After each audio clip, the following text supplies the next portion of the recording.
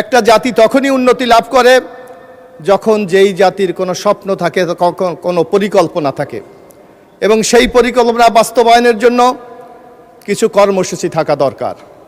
আজকে আমি এই বাজেটটাকে শুধু বাজেট হিসাবে দেখতে চাই না। এখানে আমাদের বিএনপির সিনিয়র নেতৃবৃন্দ আছে।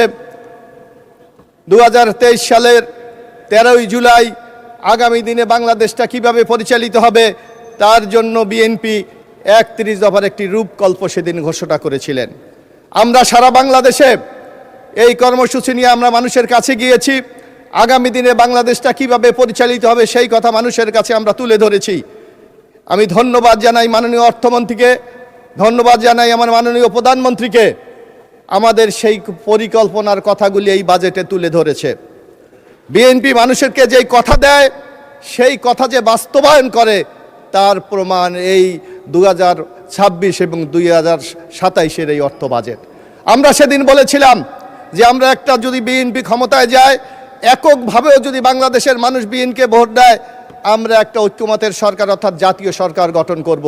আজকে সংসদের দিকে তাকান, বিরোধী দল বাদে বাকি সবাইকে নিয়ে আমরা একটা নতুন সরকার গঠন করেছি, আমরা একটা নতুন যাত্রা শুরু করেছি।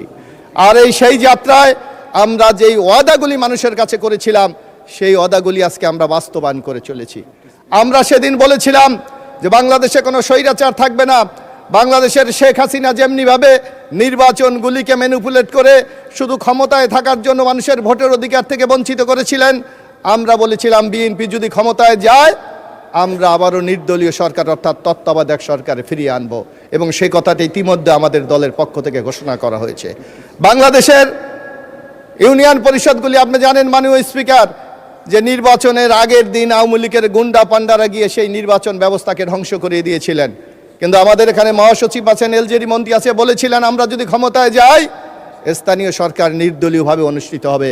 আমরা দেখেছি সেই কথাটা আবারও বিএনপি ঘোষণা করেছে যে আগামীতে সকল নির্বাচন, বিশেষ করে স্থানীয় সরকার নির্বাচন নির্দলীয়ভাবে অনুষ্ঠিত হবে। এই যে জাতির কাছে আমরা ওয়াদাগুলি করেছিলাম সেই ওয়াদাগুলি বাস্তবায়ন করার জন্য কিন্তু আমরা নানা প্রতিশ্রুতি আমরা দিয়েছি।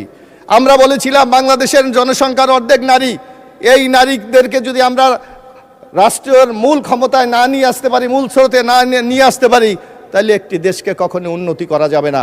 যার জন্য আমাদের দলের পক্ষ থেকে বলা হয়েছে আমরা যদি ক্ষমতায় যাই তাহলে আমরা ফ্যামিলি কার্ড প্রবর্তন করব। আমরা মাননীয় স্পিকার, আপনাদের এই সংসদের দীর্ঘদিন সংসদ সদস্য ছিলেন, আমরা দেখেছি নির্বাচনের আগে রাজনৈতিক দলগুলির পক্ষ থেকে সাধারণ ভোটারদের কাছে নানা কমিটমেন্ট করা হয়, অঙ্গীকার করা হয়, কিন্তু নির্বাচনের পরগুলিকে সেইগুলি কিন্তু বেমালুম ভুলে গিয়ে কিভাবে ক্ষমতায় থাকা যায় সেই কাজগুলি সেদিন করে থাকে।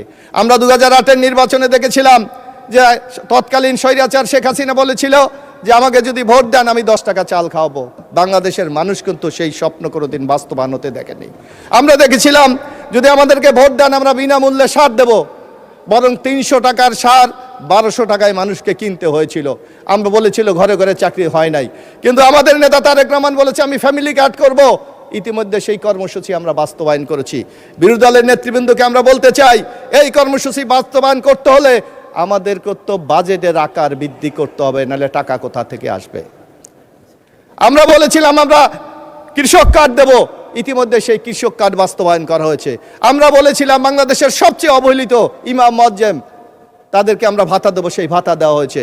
ইতিমধ্যে এই সরকারের আমি মনে করি আরেকটি আলোড়ন সৃষ্টি হয়েছে, যেটা হলো শহীদ রাষ্ট্রপতি জিয়াউর রহমানের অনুষ্ঠিত খাল কাটা প্রকল্প। ইতিমধ্যে বাংলাদেশে একটি ব্যাপক আলোড়ন সৃষ্টি করেছে এই খাল কাটা প্রকল্প। এমনিভাবে প্রত্যেকটি বিষয় আমরা জনগণের কাছে যেটা ওয়াদা করেছি সেই ওয়াদাগুলি ইতিমধ্যে 3 মাসে আমরা বাস্তবায়ন করে চলেছি।